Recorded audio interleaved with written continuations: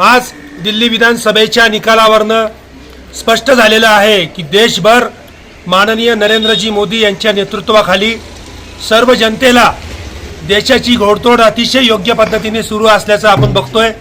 दिल्लीमध्ये 45+ जागा मिळून भाजपा सर्वात मोठा पक्ष म्हणून आज या निकालाद्वारे सिद्ध झालेला आहे।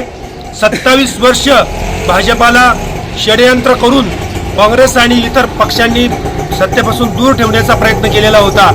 निश्चितपणे मागील भाजपा मुख्यमंत्र्यांचं जर काम बघितलं तर सुषमाजी स्वराज असतील किंवा इतर मुख्यमंत्र्यांनी ज्या पद्धतीने दिल्लीचा विकास केला आहे त्याच पद्धतीने आगामी काळात देखील भारतीय जनता पार्टीच्या नेतृत्वाखाली दिल्ली राज्याचा विकास अतिशय वेगवान पद्धतीने होणार यात कुठली शंका नाही। दिल्लीमधल्या निकालावरून एक कळतं की सर्वसामान्य लोकांना मोदीचं सरकार आवडतं आणि त्यांचं काम आवडतं। त्याच्यामुळे सर्व देशात याच्यापुढे मोदीचंच सरकार सगळीकडे येईल अशी सर्व कार्यकर्त्यांना विश्वास आहे।